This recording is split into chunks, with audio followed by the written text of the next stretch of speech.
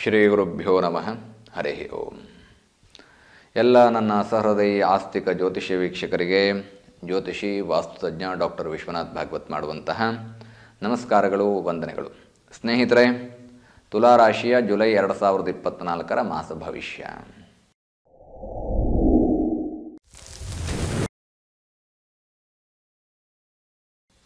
ದೇವರ ಅನುಗ್ರಹದಿಂದ ನಾವು ನುಡಿದಂತಹ ಎಲ್ಲ ವಾಣಿಗಳು ಸತ್ಯವಾಗಿದ್ದಾವೆ ಅಂತ ನಾನು ಭಾವಿಸ್ತೇನೆ. ಯಾಕೆಂತಂದರೆ ನೂರಾರು ಕರೆಗಳು ಬರುತ್ತೆ, ನೀವು ಹೇಳಿದ ಹಾಗೆ ಆಯಿತು, ಪರಿಹಾರವನ್ನು ಮಾಡಿಕೊಳ್ತಾ ಇದ್ದೀವಿ, ಉತ್ತಮವಾದ ಫಲ ಸಿಗ್ತಾ ಇದೆ ಅನ್ನುವಂಥದ್ದು. ಈಗ ತುಲಾರಾಶಿಯ ಗ್ರಹಸ್ಥಿತಿಗಳು ಮತ್ತು ನಕ್ಷತ್ರ, ಚಿತ್ತಾ ನಕ್ಷತ್ರ ಹಾಗೂ ವಿಶಾಖ ನಕ್ಷತ್ರಗಳಿಗೆ ತುಲಾರಾಶಿ ಬರುತ್ತೆ. ಸ್ವಾತಿ ನಕ್ಷತ್ರ, ಚಿತ್ತ, ಸ್ವಾತಿ, ವಿಶಾಖ ನಕ್ಷತ್ರಗಳಿಗೆ ತುಲಾರಾಶಿ ಬರುತ್ತೆ. ತುಲಾರಾಶಿಯ ಅಧಿಪತಿಯಾಗಿರತಕ್ಕಂಥವನು ಶುಕ್ರ. ನೋಡಿ, ಶುಕ್ರನಿಗೆ ಮೀನರಾಶಿ ಉಚ್ಚಸ್ಥಾನ ಹಾಗೂ ಮೂಲ ತ್ರಿಕೋಣ ತುಲಾರಾಶಿಯಾಗಿರುತ್ತೆ. ಮತ್ತು ಶುಕ್ರ ಸಪ್ತಮ ಸ್ಥಾನವನ್ನು ದೃಷ್ಟಿಯಾಗಿ ನೋಡ್ತಾನೆ, 7ನೇ ಮನೆಯನ್ನು ದೃಷ್ಟಿಯಾಗಿ ನೋಡ್ತಾರೆ. ಹಾಗೂ ಬುಧ ಶನಿ ಶುಕ್ರನಿಗೆ ಮಿತ್ರರಾಗ್ತಾರೆ, ಕುಜ ಗುರು ಸಮಬಲರಾಗ್ತಾರೆ. ಅದೇ ರೀತಿಯಾಗಿ ಶುಕ್ರನಿಗೆ ರವಿ ಮತ್ತು ಚಂದ್ರರು ಶತ್ರುಗಳಾಗಿ ಕಾಣ್ತಾರೆ. ನೋಡಿ, ಶುಕ್ರನಿಗೆ ವಿಶೇಷವಾಗಿ 6, 7 ಮತ್ತು 10ನೇ ಮನೆಯನ್ನು ಹೊರತುಪಡಿಸಿದರೆ ಮಿಕ್ಕಿದ ಎಲ್ಲ ಸ್ಥಾನಗಳು ಕೂಡ ಗೋಚಾರದಲ್ಲಿ ಅತ್ಯಂತ ಶುಭದಾಯಕವಾಗಿರ್ತಕ್ಕಂತಹ ಸ್ಥಾನಗಳು. 6, 7 ಮತ್ತು 10ನೇ ಮನೆಯನ್ನು ಅಲ್ಲಿ ಶುಭ ದೃಷ್ಟಿ ಇರೋದಿಲ್ಲ, ಗೋಚಾರದಲ್ಲಿ ಮಾತ್ರ. ಈಗ ನಾವು ತುಲಾರಾಶಿಯ ಗ್ರಹಸ್ಥಿತಿಗಳನ್ನು ನೋಡ್ತಾ ಹೋಗೋಣ. ತುಲಾರಾಶಿಗೆ ಶನಿ ಪಂಚಮದಲ್ಲಿ, ರಾಹು ಷಷ್ಠಮದಲ್ಲಿ, ಕುಜ ಗುರು ಅಷ್ಟಮದಲ್ಲಿ, ರವಿ ಕರ್ಮಸ್ಥಾನದಲ್ಲಿ ದಶಮದಲ್ಲಿ, ಶುಕ್ರ ಪ್ರಾರಂಭದಲ್ಲಿ ದಶಮದಲ್ಲಿದ್ದರೂ ಕೂಡ ನಂತರದಲ್ಲಿ ಏಕಾದಶ ಶುಭಸ್ಥಾನಕ್ಕೆ ಹೋಗ್ತಾರೆ, ಬುಧ ಏಕಾದಶದಲ್ಲಿರ್ತಾರೆ, ಕೇತು ದ್ವಾದಶ ಶೂನ್ಯ ವ್ಯಯಸ್ಥಾನದಲ್ಲಿರ್ತಾರೆ. ಈ ಗ್ರಹಸ್ಥಿತಿಗಳ ಆಧಾರದ ಮೇಲೆ ತುಲಾರಾಶಿಯ ನಾವು ಪ್ರಿಡಿಕ್ಷನನ್ನು ಮಾಡಬೇಕು ಅಂದರೆ, ಪಂಚಮಾರಿಷ್ಟ ಶನಿ ಆಗಿರ್ತಕ್ಕಂಥವನು ನೋಡಿ, ಶನಿಗೆ ಗೋಚಾರದಲ್ಲಿ 3, 10 ಮತ್ತು 7ನೇ ಮನೆ ಅಂದರೆ 3, 7, 10 ದೃಷ್ಟಿ ಹಾಗೂ 3, 6, 11ನೇ ಮನೆ ಶನಿಗೆ ಗೋಚಾರದಲ್ಲಿ ಶುಭಸ್ಥಾನ. 3ನೇ ಮನೆ, 7ನೇ ಮನೆ ಹಾಗೂ 10ನೇ ಮನೆ ದೃಷ್ಟಿಯಾಗಿ ನೋಡ್ತಾರೆ. ಹಾಗಾಗಿ ಇಲ್ಲಿ ಪಂಚಮಾರಿಷ್ಟ ಶನಿ ಸ್ವಸ್ಥಾನದಲ್ಲಿದ್ದಾರೆ ಹಾಗೂ ಮಿತ್ರಗ್ರಹದ ಅಥವಾ ಶುಭ ದೃಷ್ಟಿಯಲ್ಲಿರ್ತಕ್ಕಂಥದ್ರಿಂದ ನೋಡಿ, ಮೂಲ ತ್ರಿಕೋಣವೂ ಆಗಿರ್ತಕ್ಕಂಥದ್ರಿಂದಾಗಿ ನಾವು ಉತ್ತಮವಾದಂತಹ ಫಲವನ್ನು ಶನಿಯಿಂದ ಅಪೇಕ್ಷೆ ಪಡಬಹುದು. ಇಲ್ಲಿ ಶನಿ ನಿಮಗೆ ಯಾವುದೇ ಕೆಲಸವನ್ನು ಮಾಡ್ತಾ ಹೋದರೂ ಕೂಡ ಆ ಉದ್ಯೋಗದಲ್ಲಿ ಒಂದಷ್ಟು ಯಶಸ್ಸನ್ನು ಕೊಡ್ತಾ ಹೋಗ್ತಾನೆ. ಜೊತೆಗೆ ಅರಿಷ್ಟ ಸ್ಥಾನವೂ ಆಗಿರ್ತಕ್ಕಂಥದ್ದನ್ನ ಒಂದಷ್ಟು ಶತ್ರುಗಳನ್ನು ನೀಡ್ತಾ ಹೋಗ್ತಾನೆ. ಅಂದರೆ ನಿಮ್ಮ ಏಳಿಗೆಯನ್ನು ಸಹಿಸ್ಕೊಳ್ಳೋಕ್ಕಾಗದೇ ಇರತಕ್ಕಂಥವ್ರು ಇವ್ರ ಮನೆಯಲ್ಲೂ ಇರ್ತಾರೆ, ಹೊರಗಡೆ ನಿಮ್ಮ ಸುತ್ತಮುತ್ತಲೂ ಇರ್ತಾರೆ, ನಿಮ್ಮ ಊರಲ್ಲಿರ್ತಾರೆ, ಬೀದಿನಲ್ಲಿರ್ತಾರೆ, ನಿಮ್ಮನ್ನು ಕಂಡು ಅಸೂಯೆ ಪಡ್ತಕ್ಕಂಥವ್ರು ಇರ್ತಾರೆ ಅನ್ನುವಂಥದ್ದನ್ನು ಈ ಸ್ಥಾನ ಸೂಚನೆ ಮಾಡ್ತಾ ಇದೆ. ಹಾಗಾಗಿ ಭಾಳ ಜಾಗರೂಕರಾಗಿರಬೇಕು. ಯಾವುದೇ ವಿಷಯಗಳನ್ನು ಯಾರಿಗೂ ಕೂಡ ತೋರ್ಪಡಿಕೆಯಲ್ಲಿ ಹೇಳಬಾರ್ದು. ಎಷ್ಟೇ ಇದ್ದರೂ ಕೂಡ ನನ್ನ ಹತ್ರ ಇಲ್ಲ ಅನ್ನುವಂತಹ ರೀತಿಯಲ್ಲೇ ಇರಬೇಕು. ಆವಾಗ ಈ ದೃಷ್ಟಿ ದೋಷ ಕಡಿಮೆ ಆಗ್ತಾ ಹೋಗುತ್ತೆ. ನಮಗೇನೋ ಆಸಕ್ತಿ, ಕುತೂಹಲ, ಹೇಳ್ಕೊಂಡ್ರೆ ನನ್ನನ್ನೇನೋ ಗೌರವಿಸ್ತಾರೇನೋ ಅಥವಾ ನನ್ನ ಏಳಿಗೆಯನ್ನು ಕಂಡು ಖುಷಿ ಪಡ್ತಾರೇನೋ ಅನ್ನೋಂಥದ್ದು ಅದು ಶುದ್ಧ ಸುಳ್ಳು. ಆ ರೀತಿಯಲ್ಲಿ ಸಂತೋಷ ಪಡ್ತಕ್ಕಂತಹ ಜನ ಸುತ್ತಮುತ್ತಲು ಬಹಳ ಕಡಿಮೆಯಲ್ಲಿರ್ತಾರೆ. ಇಲ್ಲಿ ಶನಿಯ ಆರಾಧನೆ ಕೂಡ ಬೇಕಾಗತ್ತೆ. ಏನು ಶನಿಯ ಆರಾಧನೆ?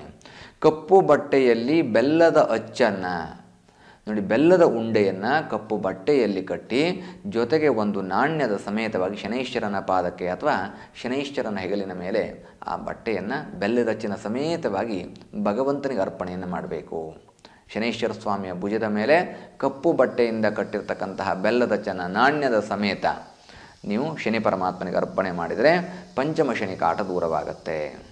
ರಾಹು ಷಷ್ಠಮದಲ್ಲಿ ಆರೋಗ್ಯ ಸ್ಥಾನದಲ್ಲಿ ನೋಡಿ, ಆರೋಗ್ಯಾಧಿಪತಿ ಆಗಿರ್ತಕ್ಕಂಥವನು ಷಷ್ಠಮ ಸ್ಥಾನದಲ್ಲಿರ್ತಕ್ಕಂಥದ್ರಿಂದ ಗೋಚಾರದಲ್ಲಿ ಶುಭ ಸ್ಥಾನ 3, 6, 11 ರಾಹುಗೆ ಶುಭವಾಗಿರ್ತಕ್ಕಂಥದ್ರಿಂದ ಉತ್ತಮ ಆರೋಗ್ಯ ಪ್ರಾಪ್ತ ಮಾಡಿಕೊಳ್ತೀರಿ. ಆರೋಗ್ಯಕ್ಕೇನೂ ತೊಂದರೆ ಆಗೋದಿಲ್ಲ. ಕುಜ ಮತ್ತು ಗುರು ಅಷ್ಟಮದಲ್ಲಿರ್ತಕ್ಕಂಥವ್ರು ನೋಡಿ, ಕುಜ ಗುರು ಅಷ್ಟಮದಲ್ಲಿರೋದ್ರಿಂದಾಗಿ ಪಿತೃದೋಷಗಳು ಕಾಣಿಸ್ತಾ ಹೋಗುತ್ತೆ. ತಂದೆ ತಾಯಿಗಳಿಂದ ದೂಷಣೆ ಒಳಗಾಗ್ತೀರಿ. ತೆಗೆದುಕೊಳ್ತಕ್ಕಂತಹ ತೀರ್ಮಾನಗಳು ಅಥವಾ ಇಡ್ತಕ್ಕಂತಹ ತಪ್ಪು ಹೆಜ್ಜೆಗಳು ಮನೆಯಲ್ಲಿ ದೂಷಣೆ ಉಂಟಾಗತ್ತೆ. ವಿಶೇಷವಾಗಿ ಅಣ್ಣ ತಮ್ಮಂದ್ರ ಜೊತೆಗೆ, ಅಕ್ಕ ತಂಗಿಯರ ಜೊತೆಗೆ, ಸಹೋದರಿಯರ ಜೊತೆಗೆ ನಿಮಗೆ ವೈರತ್ವ ಅನ್ನುವಂಥದ್ದು ಉಂಟಾಗತ್ತೆ. ಇದರ ಬಗ್ಗೆ ಸ್ವಲ್ಪ ಗಮನ ಹರಿಸಬೇಕಾಗತ್ತೆ. ಗುರುಬಲ ಕಡಿಮೆ ಇದೆ, ಹಾಗಾಗಿ ಅರಳಿ ಮರಕ್ಕೆ ಪ್ರದಕ್ಷಿಣೆಯನ್ನು ಮಾಡ್ಕೊಳ್ಳಿ, ಗುರು ಅನುಗ್ರಹ ಪ್ರಾಪ್ತ ಮಾಡ್ಕೊಳ್ಳಿ. ಅರಳಿ ಮರದ ಬುಡದಲ್ಲಿ ತೆಂಗಿನಕಾಯಿಯನ್ನು ಇಡಿ, ಪೂರ್ತಿ ತೆಂಗಿನಕಾಯಿಯನ್ನು ಅರಳಿ ಮರದ ಬುಡದಲ್ಲಿಟ್ಟು 5 ಪ್ರದಕ್ಷಿಣೆ ಮಾಡಿ ದೀಪ ಅಂಟಿಸಿ ಅರಳಿ ಮರದ ಪೂಜೆಯನ್ನು ಮಾಡಿ ಬನ್ನಿ. ಅತ್ಯಂತ ಶುಭದಾಯಕವಾದಂತಹ ಗುರುಬಲವನ್ನು ಪ್ರಾಪ್ತ ಮಾಡಿಕೊಳ್ತೀರಿ. ಇನ್ನು ರವಿ ಕರ್ಮದಲ್ಲಿ, ಕರ್ಮಸ್ಥಾನದಲ್ಲಿರ್ತಕ್ಕಂತಹ ರವಿ, 10ನೇ ಮನೆಯಲ್ಲಿರ್ತಕ್ಕಂತಹ ರವಿ ನಿಮಗೆ ಉತ್ತಮವಾದಂತಹ ಫಲವನ್ನು ಕೊಡ್ತಾನೆ. ಯಾವುದು ನೋಡಿ, ಆರೋಗ್ಯದಲ್ಲಿ ಯಶಸ್ಸನ್ನು ಕೊಡ್ತಾನೆ, ಉದ್ಯೋಗದಲ್ಲಿ ಅಭಿವೃದ್ಧಿಯನ್ನು ಕೊಡ್ತಾ ಹೋಗ್ತಾನೆ. ಹಾಗಾದರೆ ರಾಹು ನೀವು ಅನಾರೋಗ್ಯ ಅಂತ ಹೇಳ್ತಿದ್ದಿದ್ರಲ್ವ, ರಾಹುಗೆ ಉತ್ತಮವಾದಂತಹ ಸ್ಥಾನವೇ ಅದು. ಇಲ್ಲಿ ಯಾವುದೇ ಒಂದು ಚಿಕ್ಕ ತಪ್ಪು ಹೆಜ್ಜೆ ಕೂಡ ನಿಮ್ಮನ್ನು ದೊಡ್ಡ ದೊಡ್ಡ ಸಮಸ್ಯೆಗಳಿಗೆ ಉಂಟು ಮಾಡ್ತಕ್ಕಂತಹ ಸಾಧ್ಯತೆಗಳಿರುತ್ತೆ.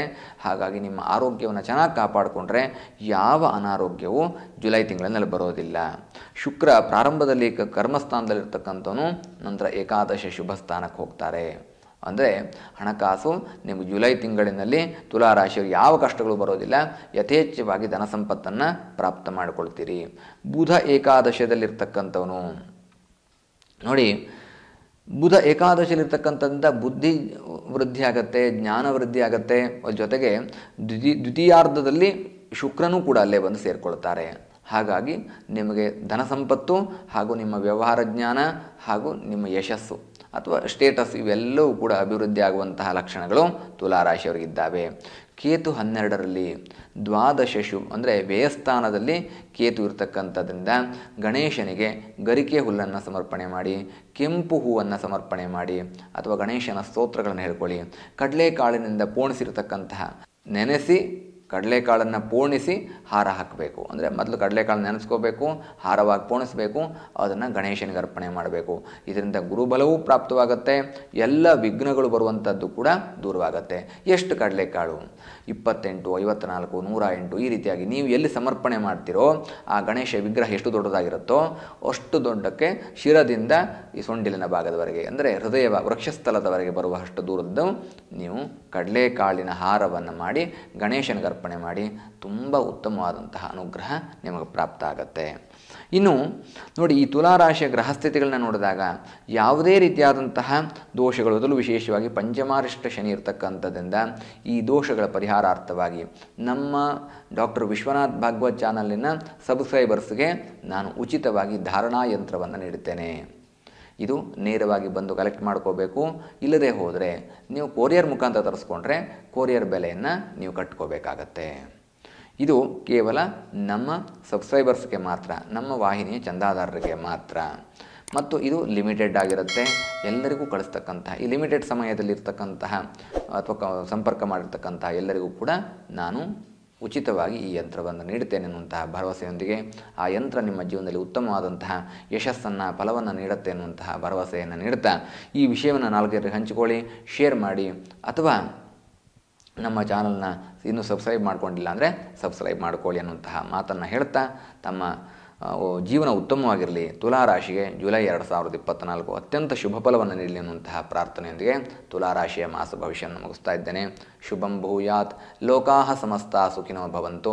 ಸಮಸ್ತ ಸನ್ಮಂಗಲಾನಿ ಭವಂತು.